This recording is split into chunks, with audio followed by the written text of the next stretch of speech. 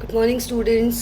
आज की क्लास में मैं आप लोगों को भारतीय संसद का लोकसभा निम्न सदन पढ़ा रही हूँ। निम्न सदन के बारे में, संरचना और संगठन के बारे में मैं आप लोगों को पहले बता चुकी हूँ। आज हम लोग लोकसभा की शक्तियों के बारे में बात करेंगे और लोकसभा की शक्तियों में मैंने आप लोगों को लोकसभा के अध्यक्ष के बारे में बताया था कि लोकसभा का अध्यक्ष स्पीकर जो होता है उसके बारे में ब्रीफ में मैंने आप लोगों को बताया था।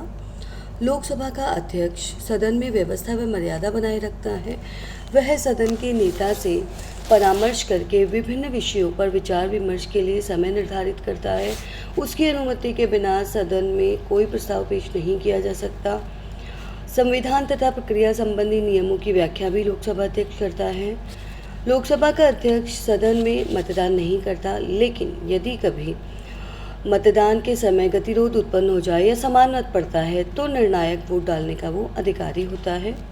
विषयों के निपटारे के लिए वे निर्णय देता है।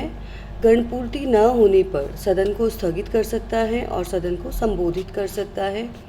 सदन की कुछ समितियों का वह पदेन सभापति होता है।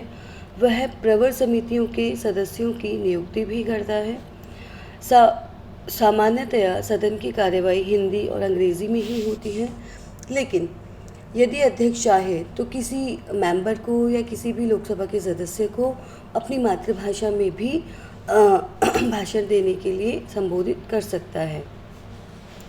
वह सदन के सदस्यों को भाषण करने की आज्ञा प्रदान करता है।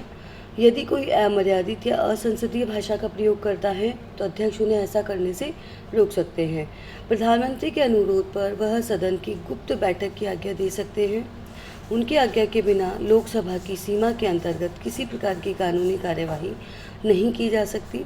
संसदीय सचिवालय पर नियंत्रण, प्रेस व जनता के लिए लॉबी व गैलरी को नियमित करना, संसद और उसकी समितियों की बैठकों की व्यवस्था करना, सदन की कार्यवाही संबंधी लेखों की सुरक्षा व्यवस्था उसके महत्वपूर्ण प्रशासनिक दायित्व होते हैं। इसके अतिरिक्त लोकसभा का अध्यक्ष सदन द्वारा पास किए गए विधेयक को प्रमाणित करता है। वह यह भी निर्धारित करता है कि कोई विधेयक वित्त विधेयक है अथवा नहीं है, और दोनों लोकसभा व राज्यसभा की संयुक्त बैठकों की अध्यक्षता करता है। संसद और राष्ट्रपति के बीच जितना भी कम्युनिकेशन होता है वो सारा कम्युनिकेशन लोकसभा के अध्यक्ष के माध्यम से ही होता है। अब हम बात करते हैं लोकसभा की शक्तियों के बारे में। तो लोकसभा की शक्तियों के बारे में हम बात करते हैं। ये तो आप लोगों को पता ही है कि लोकसभा एक विधायी निकाय है जो भारत के लिए कानून निर्माण का कार्य करती है और कानून निर्माण का कार्य करके विभिन्न प्रकार के नियम विनियम बनाती है। सबसे पहले हम बात करते हैं लोकसभा की विधायी शक्तियों की। लोकसभा का सबसे महत्वपूर्ण कार्य कानूनों का निर्माण करना है और संविधान द्वारा निर्धारित संघीय सूची, समवर्ती सूची तथा अवशिष्ट विषयों पर कानून निर्माण का अधिकार लोकसभा को ही प्राप्त है। संविधान के अनुच्छेद 249 के अनुसार यदि राज्य सूची में दिया गया कोई विषय राष्ट्रीय महत्व का घोषित कर दिया जाता है तो उस विषय पर संसद के द्वारा कानून का निर्माण किया जा सकता है। ज़्यादातर वैसे तो लोकसभा और राज्यसभा दोनों को ही कानून निर्माण के लिए विधेयक प्रस्तुत करने का अधिकार होता है, लेकिन ज़्यादातर विधेयक जो हैं वो मंत्रियों के द्वारा प्रस्तुत किए जाते हैं और मंत्री जो हैं वो मंत्री लोकसभा के सदस्य होते हैं और महत्वपूर्ण विधेयक हमेशा इसी वजह से लोकसभा में ही प्रस्तुत किए जाते हैं। और लोकसभा से विधेयक पारित होने के बाद राज्यसभा में जाता है और राज्यसभा से पारित होने के बाद राष्ट्रपति के पास हस्ताक्षर के लिए जाता है और कोई भी विधेयक कानून बन जाता है। राज्यसभा ज़्यादा से ज़्यादा किसी भी विधेयक को 6 महीने तक रोके रख सकती हैं। 6 महीने तक नहीं रोके और अपने संशोधन भी प्रस्तुत ना करे तो लोकसभा उसको दोबारा पारित करके और राष्ट्रपति की सम्मति के लिए भेज सकती है। अब हम बात करते हैं लोकसभा की वित्तीय शक्तियों की। तो वित्तीय शक्तियों में संविधान के अनुच्छेद 109 में यह कहा गया है कि वित्त विधेयक लोकसभा में ही प्रस्तुत किए जा सकते हैं और वित्त विधेयक लोकसभा में प्रस्तुत करने के बाद में लोकसभा से पारित होने के बाद राज्यसभा में जाते हैं पारित होने के लिए। राज्यसभा या तो अपने सुझाव और संशोधनों के साथ लोकसभा को वापस लौटा दे, या फिर ज़्यादा अगर लोकसभा या राज्यसभा 14 दिन तक वित्त विधेयक को वापस नहीं करती है तो ऐसी स्थिति में वो राज्यसभा द्वारा स्वतः ही पारित मान लिया जाता है और उसे राष्ट्रपति के समक्ष प्रस्तुत कर दिया जाता है। जब हम कार्यकारी शक्तियों की बात करते हैं तो कार्यकाल संसदीय प्रणाली में कार्यपालिका पर संसद को नियंत्रण का महत्वपूर्ण अधिकार प्राप्त होता है और इस क्षेत्र में भी लोकसभा को ज़्यादा शक्तियाँ प्राप्त हैं। संविधान के अनुसार मंत्रिमंडल सामूहिक रूप से लोकसभा के प्रति उत्तरदायी होता है और मंत्रिमंडल उसी समय तक अपने पद पर बना रह सकता है जब तक उसे लोकसभा का विश्वास प्राप्त है। अगर उसे लोकसभा का विश्वास प्राप्त नहीं है तो उसे समय से पूर्व अपने पद से त्यागपत्र देना होगा। राज्यसभा के सदस्यों को भी मंत्रियों से प्रश्न पूछने का, पूरक प्रश्न पूछने का, काम रोको प्रस्ताव पेश करने का, स्थगन प्रस्ताव पेश करने का अधिकार होता है, लेकिन जो अविश्वास प्रस्ताव का अधिकार है वो अविश्वास का प्रस्ताव का अधिकार केवल लोकसभा को प्राप्त होता है। इसके अलावा जो पेश किए गए विधेयक होते हैं उनको संशोधित अस्वीकृत करना, बजट को संशोधित करना, सरकारी नीति पर टीका टिप्पणी करना, ये सारा काम लोकसभा का होता है। संविधान का पहला घंटा सामान्यतः दिन के 11 बजे से 12 बजे तक का प्रश्नकाल माना जाता है। मतलब संसद में जब सदन शुरू होता है, सदन शुरू होने के बाद जो फर्स्ट आवर होता है उसे प्रश्नकाल माना जाता है, जिसमें सदस्य मंत्रियों से प्रश्न पूछते हैं और कई बार प्रश्नकाल समाप्त होने के बाद भी अध्यक्ष की पूर्व अनुमति के बिना सार्वजनिक हित में प्रश्न पूछे जाते हैं और यह प्रक्रिया दिन के 12 से 1 बजे के बीच होती है। इसे शून्यकाल या जीरो हावर कहा जाता है। शून्यकाल या जीरो हावर में शून्यकाल या जीरो हावर में जो प्रक्रिया होती है उसमें मंत्रियों से कई प्रश्न पूछे जाते हैं और कई प्रश्न पूछ करके उसमें अध्यक्ष की सहमति भी नहीं ली जाती और कंटिन्यू जो कार्यवाही चलती रहती है। इसके बाद हम बात करते हैं संविधान में संशोधन की शक्ति की। संविधान में संशोधन के विषय में लोकसभा को संविधान संशोधन का अधिकार प्राप्त होता है। संशोधन संबंधी प्रस्ताव संसद के किसी भी सदन में प्रस्तुत किया जा सकता है और संविधान संशोधन विधेयक तभी पारित माना जाता है जब संसद के दोनों सदन उसे अलग अलग अपने कुल बहुमत तथा उपस्थित एवं मतदान में भाग लेने वाले 2/3 मतों के साथ साथ आधे राज्यों के विधानमंडलों की अनुमति उसको मिल जाए।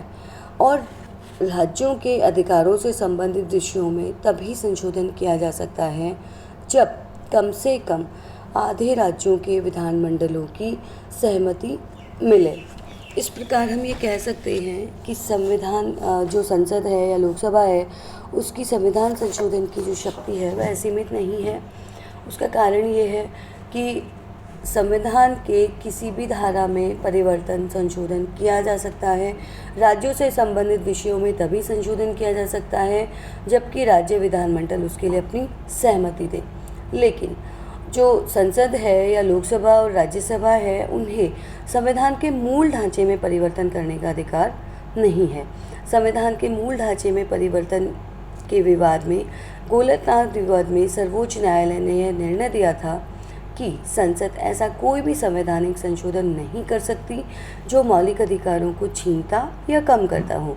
केशवानंद भारती 1973 और मिनर्वा मिल्स 1980 के मुकदमों में भी उच्चतम न्यायालय ने यह स्पष्ट किया था कि संसद को संविधान के बुनियादी ढांचे में परिवर्तन करने का अधिकार नहीं है। अब हम बात करते हैं लोकसभा की कुछ अन्य शक्तियों की। संविधान के अनुच्छेद 54 के अनुसार लोकसभा सदस्य राज्यसभा तथा विधानसभा के सदस्यों के साथ मिलकर राष्ट्रपति का चुनाव करते हैं। उपराष्ट्रपति का चुनाव भी लोकसभा और राज्यसभा के सदस्यों के द्वारा ही किया जाता है। लोकसभा सदन के अध्यक्ष तथा उपाध्यक्ष को चुनती है एवं उन्हें पदच्युत भी कर सकती है। राष्ट्रपति, उपराष्ट्रपति तथा न्यायाधीशों के विरुद्ध महाभियोग का प्रस्ताव लोकसभा और राज्यसभा द्वारा पारित किया जा सकता है। राष्ट्रपति द्वारा की गई आपातकाल की घोषणा का संसद द्वारा अनुमोदन आवश्यक है। लोकसभा के विशेषाधिकारों का उल्लंघन करने वाले को लोकसभा द्वारा दंडित किया जा सकता है।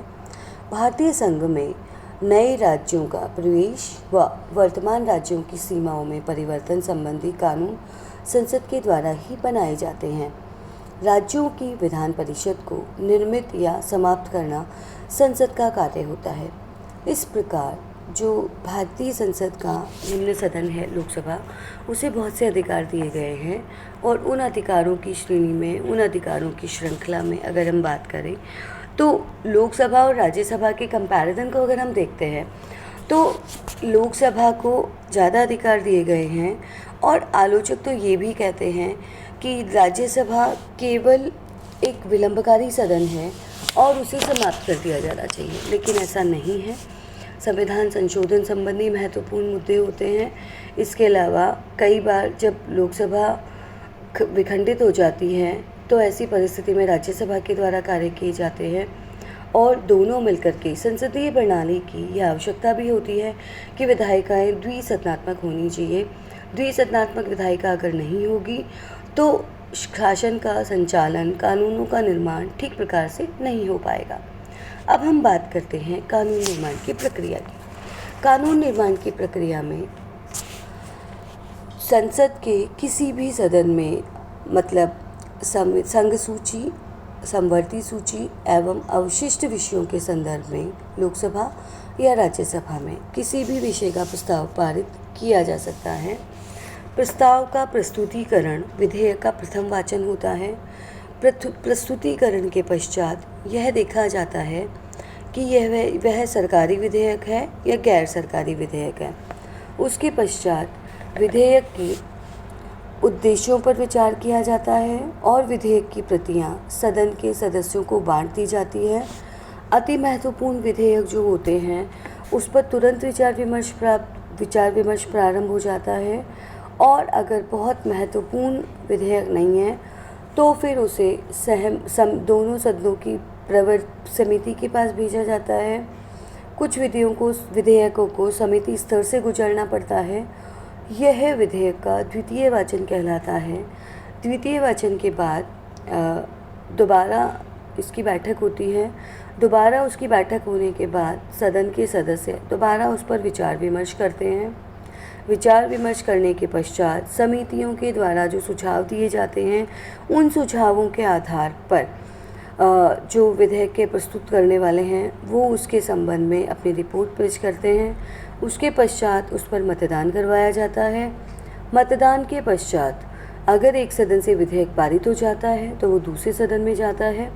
दूसरे सदन में भी वही प्रक्रिया दोहराई जाती है और दोनों सदनों से विधेयक के पारित होने के पश्चात राष्ट्रपति के पास भेजा जाता है और राष्ट्रपति के उस पर हस्ताक्षर करते ही वह विधेयक कानून बन जाता है।